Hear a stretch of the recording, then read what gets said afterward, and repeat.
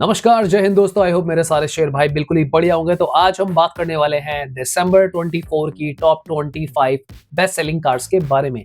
ये रिपोर्ट जानने के बाद आपको पता चल जाएगा कि जो कार आप खरीदने की प्लानिंग कर रहे हो दिसंबर 24 में कितनी बिकी वो कार। मैं साथ ही में इसे कंपेयर भी करूंगा दिसंबर 2023 से। सो देखेंगे कि इस कार ने एक साल में कितना अप एंड डाउन किया है। तो चैनल पे अगर आप नए हो तो please consider subscribing. Let's go.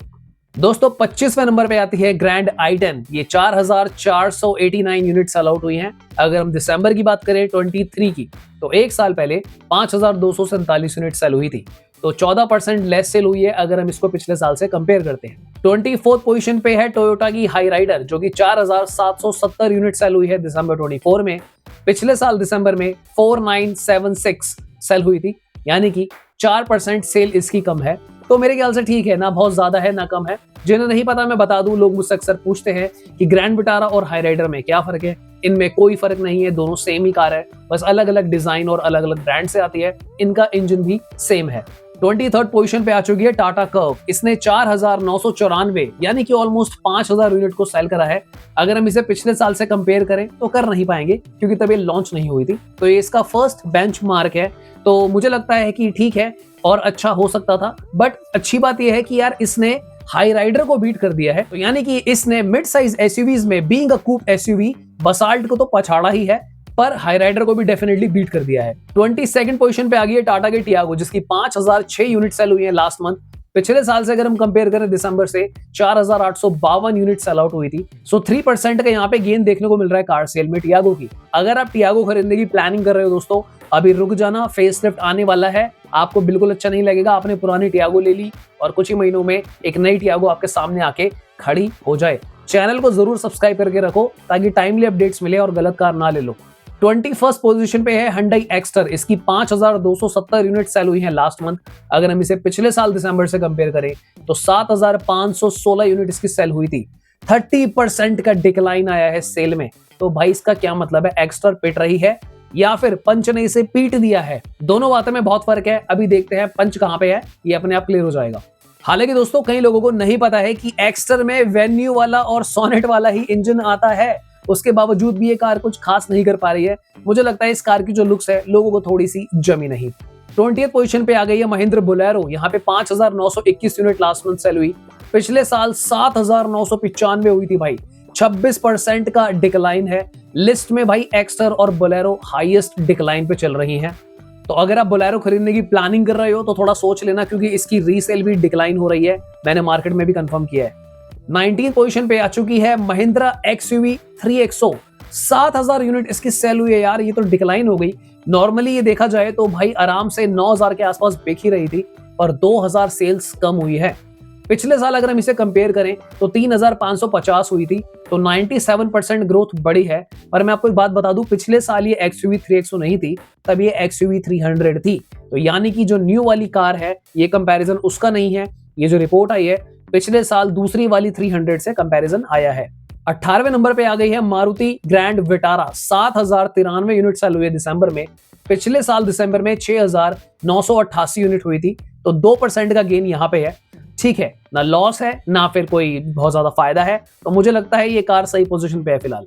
17th position पे आ चुकी है XUV 700। यहाँ पे XUV 700 की सेल भी मुझे डिक्लाइन नजर आ रही है, क्योंकि नॉर्मली ये जो है 15 के आसपास या फिर 13 के आसपास मुझे नजर आती थी। 7337 यूनिट सेल हुई है इसकी लास्ट मंथ। पिछले साल 5881 यूनिट सेल हुई थी। हालांकि 25% की ग्रोथ है। तो भाई XUV 700 ने अपनी पोजीशन थोड़ी सी लूज करी है, बट सेल के मामले में फिर भी गेन है। 16th पोजीशन पे आ चुकी है ऑल्टो या फिर लॉर्ड ऑल्टो। 7410 यूनिट सेल हुई है लास्ट मंथ। पिछले साल 2497 हुई थी। भाई 197% का ग्रोथ आ गया ऑल्टो में। ऐसा क्या हो गया दिसंबर में भाई? सबसे पहले सारे मिडिल क्लास भाइयों को जिन्होंने ऑल्टो खरीदी, मैं दिल से आपको कांग्रेचुलेट करता हूं। भगवान करे भाई आपकी ऑल्टो खूब बढ़िया चले और आने वाले 5-10 साल में आप और बड़ी कार लीजिए।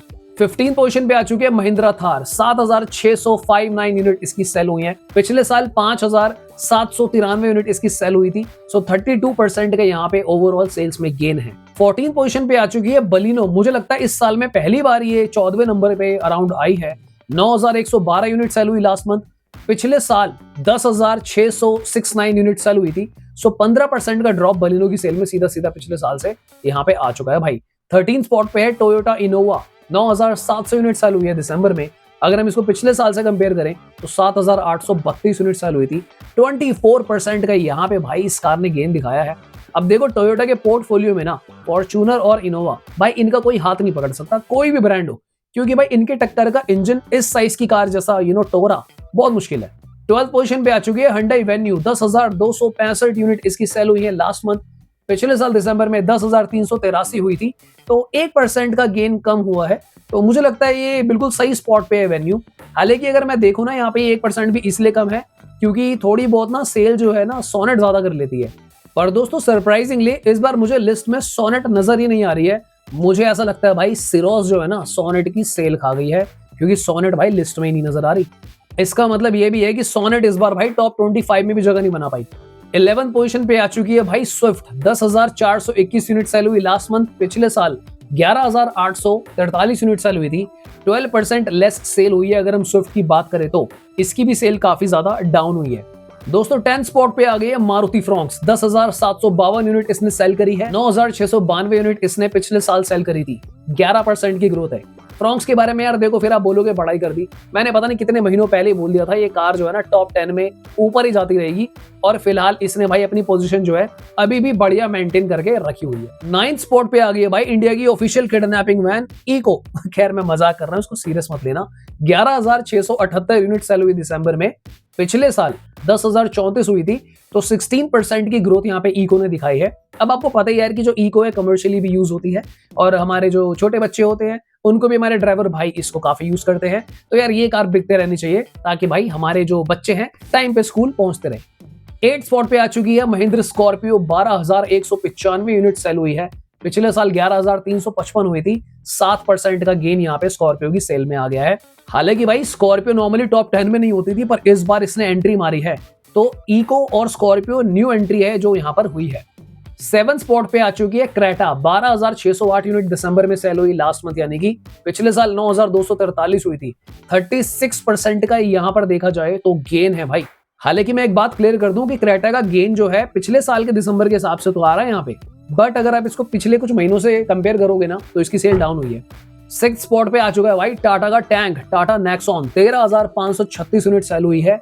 पिछले साल दिसंबर में 15,284 हुई थी। 11% लेस सेल है वैसे अगर हम दिसंबर से कंपेयर करें, पर अगर प्रीवियस मंथ से कंपेयर करते हैं तो इसने डेफिनेटली सेल्स को बढ़ाया है।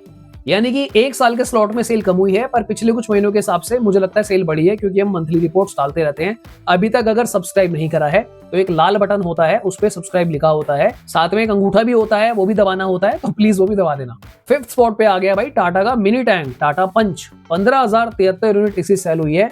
13,787 यूनिट पिछले साल सेल हुई थी। 9% की ग्रोथ पंच में आई है।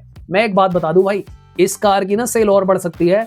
लोग वेट कर रहे हैं भी पंच फेसलिफ्ट का, आने वाली है, जल्दबाजी मत करना। इसका भी फेसलिफ्ट जो है बहुत जल्दी आने वाला है, अगले 3-4 महीने में।